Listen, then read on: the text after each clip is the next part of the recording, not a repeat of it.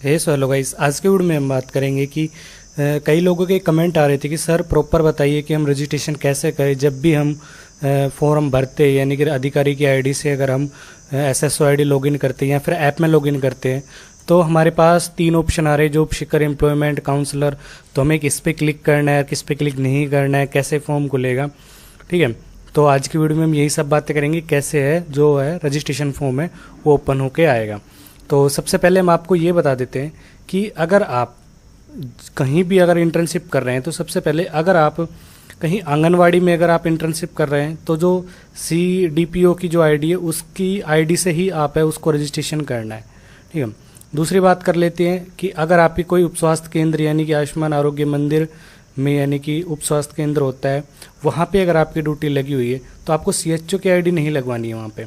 ठीक है, आपको वहाँ पे ANM की जो आईडी है वो आपकी है, ANM की आईडी लगेगी, CHO की नहीं लगेगी, क्योंकि CHO सेमी गवर्नमेंट में आ जाते हैं तो उनकी आईडी है वो नहीं होती है वेरीफाई। तो आपको जो ANM की आईडी उससे आपको करना है। उसके बाद जो भी स्कूल आते हैं वहाँ के आपको हेड मास्टर या फिर जहाँ भी प्रिंसिपल हो उनकी आईडी से है वो आपको जो है इसमें ऐप में लॉगिन करवाना है, या फिर आप डेस्कटॉप मोड पे भी लॉगिन करवा सकते हैं। अगर आप कोई हॉस्पिटल में अगर आपकी ड्यूटी लगी है तो वहाँ पे CSC वाले जो होंगे, जो मेन अधिकारी है, जो गवर्नमेंट है प्रॉपर, कई सेमी गवर्नमेंट भी लगे होते हैं, उनकी आईडी आपको यूज़ नहीं करनी है।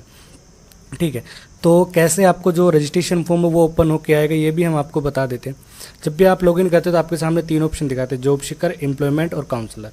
ठीक है, अब जब भी आप किसी मेन अधिकारी, जो सही अधिकारी, जैसे आप ANM या फिर CDPO जिनकी भी आईडी आप लगाते हैं तो आपको डायरेक्ट जब भी आप लॉगिन करते हैं SSO आईडी से तो डायरेक्ट वो है फॉर्म ओपन होके आता है। अगर आप किसी अन्य अधिकारी की लगाएंगे तो वो है जो फॉर्म है वो ओपन होके नहीं आएगा। ये चीज़ आपको दिखाएगा जॉब सीकर, एम्प्लॉयमेंट और काउंसलर।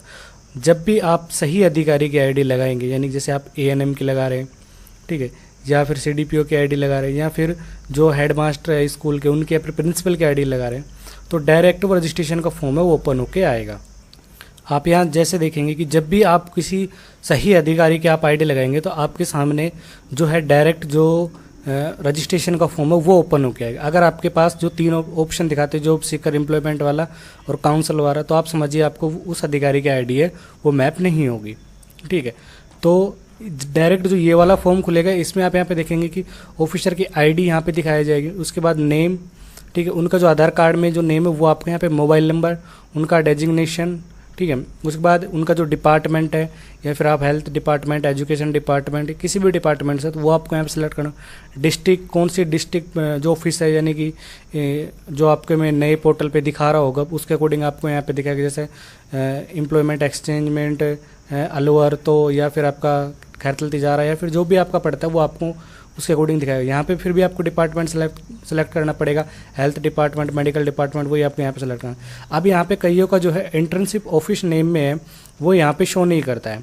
ठीक है, इंटर्नशिप ऑफिस नेम में यहाँ पे कईयों का डाटा है वो शो नहीं करता है। कई तो जो बोल सकते हैं कि सर्वर एरर की वजह से जो आपका डाटा है वो यहाँ पे शो नहीं करता है। ठीक है, और कईयों को शो कर जाता है तो ठीक है, अगर कईयों को नहीं करता है तो आपको बाद में ही वो ट्राई करना है। ठीक है, ये सब डिटेल आपको फिलअप कर लेने के बाद आपको जो सबमिट वाला ऑप्शन है इस पर ही आपको क्लिक करना पड़ेगा, यानी जो बाकी जो डिटेल है आप इनको फिलअप कर लेते हैं। फिलअप करने के बाद आप सबमिट कर देना। सबमिट करने के बाद जो आपकी आईडी है वो DO के पास चली जाएगी, DO उसको वेरीफाई कर देगा। वेरीफाई होने के बाद आपके में जो इंटरफेस दिखाएगा वो भी हम आपको दिखा देते हैं। उसके बाद आप यहाँ पे देखेंगे जब भी आप अपनी आईडी है वो मैपिंग के लिए भेज देते हैं, आपकी जब आईडी वो वेरीफाई हो जाती है DO के पास से, ठीक है, तो डायरेक्ट आप यहाँ पे देखेंगे इंटर्नशिप जो ज्वाइनिंग का दिखाएगा और आपको इंटर्नशिप अटेंडेंस के जो ऑप्शन है, ये 2 ऑप्शन आपको वहाँ पे शो होंगे। ठीक है, तो आपको ये चीज़ ध्यान रखनी है कि आप जब सही अधिकारी की आईडी लगाएंगे तो ही आपको जो है रिक्वेस्ट फॉर्म का जो ऑप्शन है वो देखने को मिलेगा। अगर आप गलत अधिकारी की आईडी लगाते हैं तो उसमें नहीं दिखेगा आपको। तो हमने स्टार्टिंग में आपको बता दी किन किन अधिकारी की जो आईडी है वो आपको फिलअप करवानी है। ठीक है, अब उसके बाद जब ये आपके पास ऑप्शन ऑन होके आ जाते हैं तो आपको सबसे पहले आपकी जो ज्वाइनिंग हो आपको वो ज्वाइनिंग करनी है सबसे पहले। ठीक है, आपको ज्वाइनिंग करनी होगी, ज्वाइनिंग के बाद ही आप इंटर्नशिप की जो अटेंडेंस है वो अपलोड करेंगे। तो जैसे ही आपकी आईडी वेरीफाई हो जाती है उसके बाद आप यहाँ पे देखेंगे इंटर्नशिप ज्वाइनिंग वाले, इस पर आपको क्लिक करना है। उसके बाद जो आप यहाँ पे देखेंगे कि डैशबोर्ड के नीचे ही ज्वाइनिंग पेंडिंग लिस्ट दिखाएगा आपको। यहाँ पे जो भी बच्चा आपके पास इंटर्नशिप कर रहा है उसकी जो डिटेल है, यानी कि आपका रजिस्ट्रेशन नंबर, वो यहाँ पे आपको फिलअप करने है। रजिस्ट्रेशन जैसे ही आप सर्च करेंगे तो जो डिटेल है उनकी जो डिटेल है आपके सामने ओपन होके आ जाएगी। उसके बाद आपको यहाँ पे दिख रहा होगा अप्रूव ज्वाइनिंग वाला जो ऑप्शन है, इस पर आपको क्लिक करना है। जैसे आप अप्रूव ज्वाइनिंग पे क्लिक करते हैं, आप यहाँ पे देखेंगे कि आपको यहाँ पे देखने को मिलेगा डिपार्टमेंट अलॉटेड डेट, ठीक है। तो आपको यहाँ पे अपनी जो डिपार्टमेंट जब भी आपको अलॉट होते हैं, यानी आपकी जो ज्वाइनिंग डिटेल है वो आपको यहाँ पे डेट है वो सिलेक्ट करनी है, कब आपकी जो ज्वाइनिंग है वो हुई थी। तो ये जो ज्वाइनिंग डेट है आपको अपने जब भी आप अपनी SSO ID ओपन करेंगे तो वहाँ पे आपको जो ज्वाइनिंग डेट है वो दिखा देगा। तो वो ज्वाइनिंग डेट आपको यहाँ पे सिलेक्ट करनी है। जो ज्वाइनिंग डेट सिलेक्ट करने के बाद आपको सिंपल सा है वो सबमिट वाले ऑप्शन पे है वो क्लिक कर देना है। अब जब सबमिट वाले ऑप्शन पे क्लिक कर देते हैं, अब यहाँ पे आपको इस प्रकार का इंटरफेस वो देखने को मिलने वाला है, ठीक है। यहाँ पे आप देख सकते हैं, ठीक है। अब यहाँ पे आपको वर्चुअल ID और आधार ID नंबर है वो देखने को मिलेंगे। यहाँ पे जो अधिकारी है उनके आधार कार्ड के जो मोबाइल नंबर यानी कि आपके आधार कार्ड के नंबर वो आपको यहाँ पे फिलअप करने हैं। उसके बाद चेक बॉक्स पे क्लिक करना है, ठीक है। चेक बॉक्स पे क्लिक करने के बाद जो अधिकारी है उनके मोबाइल नंबर पे OTP जाएगा, यानी कि जो भी उनके आधार कार्ड में मोबाइल नंबर लिंक है उन पे OTP जाएगा।